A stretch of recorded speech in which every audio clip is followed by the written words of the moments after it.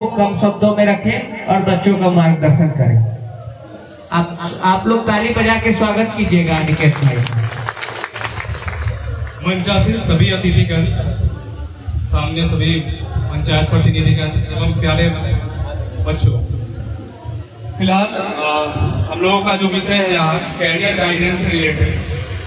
सबसे बड़ी चीज है कि आज से 5-6 साल पहले हम केवल शिक्षा के रूप में ग्रहण करते थे। मुझे नहीं लगता, चाहे मैं जिस क्षेत्र से हूँ, जहाँ पे हूँ मैं अभी, 90% स्टूडेंट केवल पढ़ाई कर लेते थे। मतलब उनको पता है कि सबसे पहले 10th करना है, 12th करना है, ग्रेजुएशन की डिग्री लेनी है। बहुत सही बात कही थी अभी इन्होंने कि मतलब ग्रेजुएशन करना है, फिर आगे MSc, MA जो भी करना है, फिर PhD करना है। इसके अलावा कोई विकल्प नहीं। आप बहुत बड़े ज्ञाता है तो आप PhD है। लेकिन समय चूंकि बदल रहा है, रोहित ठाकुर जी भाई ने कहा कि टेक्निकल युग आ गया हुआ है, AI टेक्निक से हम लोग चल रहे हैं, तो आगे आने वाला समय उन्हीं का है जो टेक्निकल होते जा रहे हैं। विदाउट टेक्निकल चीजें अगर आपके पास ना हो, अगर टेक्निकल चीज ना है आपके पास, आप सही मायने में समय के हिसाब से नहीं चल रहे हैं, बहुत पिछड़ गए हैं। वर्तमान में बहुत सारे कॉलेजेस के बारे में बताई गई है यहाँ, जिनमें आपको एडमिशन मिल सकता है। ये एडमिशन आपके लिए बहुत उपयोगी है, क्योंकि आज के समय में जो ग्रेजुएट है, इवन बच्चों को ये समझाया जाता है आज के समय में हमारे परिवेश में कि तुमने 10th कर लिया, तुम्हारा मार्क्स अच्छा है तो तुम साइंस ले लो और साइंस से पढ़ो। जनरली ये नहीं बताया जाता कि साइंस के फायदे क्या है। अगर साइंस विषय इतना अच्छा है तो फिर आर्ट्स इतना खराब क्यों बना रहे आप? आर्ट्स तो खराब विषय नहीं है। मैं खुद साइंस स्ट्रीम का स्टूडेंट हूँ, लेकिन मेरी मान्यता ये है कि अपने देश के सबसे बड़े सिविल सर्विसेज एग्जाम होते हैं, उसमें सबसे ज्यादा आर्ट्स वाले लोग हैं, क्योंकि आर्ट विषय खराब है। दूसरा चीज कॉमर्स, जो कि कॉमर्शियल फील्ड है आपका, वो फील्ड अगर खराब होता तो ब्रिटेन और अमेरिका जैसे देश हमसे इतने आगे नहीं होते और हम इतने पिछड़े नहीं होते। हमें ये चुनना होगा कि हम क्या चल रहे हैं, किस मार्ग पे चल रहे हैं। हमारा शिक्षा व्यवस्था जो था, हम अंग्रेजी शिक्षा पद्धति, मैकाले शिक्षा पद्धति को पढ़ते जा रहे थे। हमें किसी को नहीं पता कि क्या लिखा मैकाले ने। उसने अपने हिसाब से हमारा यूज किस तरह से कर सकते हैं, उस हिसाब की शिक्षा पद्धति हमें दे गए। हम अपने शिक्षाविदों को छोड़ते गए। बहुत सारे शिक्षाविद थे हमारे यहाँ।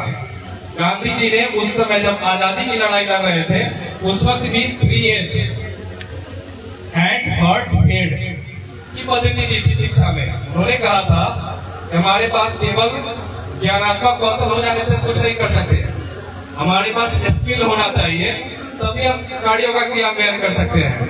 हमारे पास स्किल एजुकेशन के लिए नॉर्मल बिहार हो, किसी भी शहर में हमारे यहाँ पहले कॉलेज नहीं थी। जनरली हम केवल डिग्री कोर्सेज करते थे। आज के समय में टेक्निकल कोर्सेज आ गई हैं, आ नहीं गई हैं। हर शहर में 4 से 5 कॉलेज मिल जाते हैं हमें। बस हम उसके व्यवस्था को नहीं समझ पाते, उसके फायदों को नहीं समझ पाते। लोग कहते हैं इंजीनियरिंग करके भी सैलरी 20-25 हजार से स्टार्ट होता है, लेकिन मैं कहता हूं कि अगर आप BA करके सैलरी 20 हजार से स्टार्ट कर लेते हैं, 10 साल बाद भी आपकी सैलरी 22 हजार रुपए होगी। लेकिन अगर आप टेक्निकल कोर्स लेके 20 हजार से स्टार्ट करते हो तो 10 साल बाद 2 लाख की सैलरी आपकी होगी, ये मेरी गारंटी है। ऐसा मेरे घर में भी है, मेरे घर के लोग भी हैं, टेक्निकल युग से जुड़े हुए लोग हैं। मैं भी जानता हूँ, मैंने खुद शिक्षा में B.Ed किया था, और B.Ed में आप जब जाएंगे तो वहाँ एक कोर्स, मतलब लास्ट सेकेंड ईयर में एक अलग से कोर्स लेना होता है, extra subject career guidance and counselling, जहाँ शिक्षकों को सिखाया जाता है कि बच्चों के लिए काउंसलिंग क्यों जरूरी है। तो आपका मार्गदर्शन सही से नहीं हो पाता है। जनरली आपको विषय का शिक्षा तो दे दिया जाता है, लेकिन व्यवहारिक शिक्षा का आप में अधूरापन रह जाता है और आप समझ नहीं पाते हैं। और जनरली जो बहुत अच्छे स्टूडेंट भी होते हैं, वो इस अभाव में, टेक्निकल कोर्सेज हो या MBA हो, इस चीज के अभाव में आप पीछे रह जाते हैं। मैं नहीं समझता कि बाकी प्रदेशों के लोग इतने अच्छे हैं कि वो बहुत आगे बढ़ गए और हम इतने खराब है कि पिछड़ गए हैं। ऐसा कुछ नहीं है, हम बहुत अच्छे हैं, बस हम तक सही जानकारी नहीं पहुंच पा रही है। मुझे नहीं लगता आज से 1 साल पहले कहीं कोई कैरियर गाइडेंस या काउंसलिंग संबंधी कोई सेमिनार या कोई ऐसा कुछ हुआ होगा अपने आसपास में, जिससे बच्चे जाके समझ पाएंगे कि कैरियर गाइडेंस होता क्या है। अगर हम B.Tech करते हैं तो हमें फायदे क्या है, अगर आप B.Tech ना करके 10th लेवल पे ही डिप्लोमा करते हैं तो क्या फायदा है, मेडिकल में पैरा मेडिकल कर लेते हैं 10th के बाद तो उसके क्या फायदे हैं। हमें कुछ नहीं पता था, हमें पता है 10th करना है, 12th करना है, ग्रेजुएशन करना है। इस मिथ को तोड़ने का काम किया है एजुकेशन कैरियर एंड गाइडेंस का। इसके लिए सही में एजुकेशन कैरियर एंड गाइडेंस के सभी लोग धन्यवाद के पात्र हैं। विशेषकर अमर जी से मेरी बहुत पुरानी जान पहचान है, मैं इन चीजों को समझता हूँ, क्योंकि कैरियर आज के समय में बिल्ड करना बहुत इंपॉर्टेंट है। बच्चे नहीं समझ पा रहे आज के डेट में केवल सरकारी नौकरी के पीछे भागना हमारी जरूरत नहीं है। ये नहीं कहता कि उसके पीछे भागना बुरी बात है, लेकिन अगर हम उससे बेहतर कर सकते हैं अपने फील्ड में, अगर सोचिए सुंदर पिचाई हमारे देश के है ना, अगर वो भागते सरकारी नौकरी के पीछे तो वो कहाँ होते, आज वो कहाँ है। तो इन चीजों को देखना होगा हमें अपनी जरूरतों, हमें अपनी आकांक्षाओं के हिसाब से चलना होगा।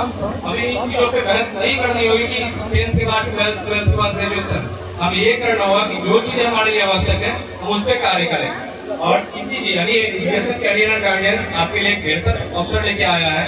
आप चाहें ये आपके लिए स्टूडेंट क्रेडिट कार्ड के माध्यम से ऋण भी उपलब्ध कराते हैं, जिसके माध्यम से आप अपने कोर्सेज को बिना ब्रेक के पूरा कर सकते हैं। मतलब पैसे बाधा नहीं बनने वाले आपके कोर्सेज में।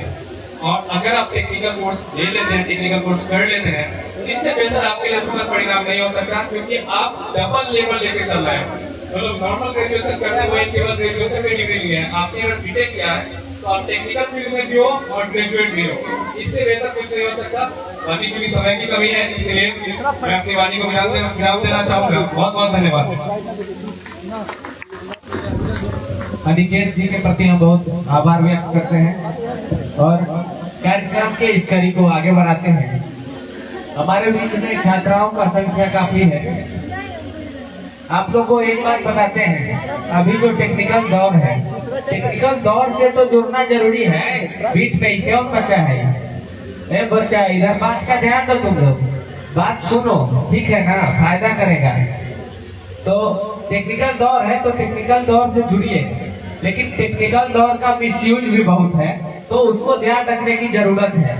मीम्स बनाना और रील्स बनाना, अगर लाइफ में कुछ आगे करना है तो मीम्स बनाना और रील्स बनाना छोड़ दीजिए।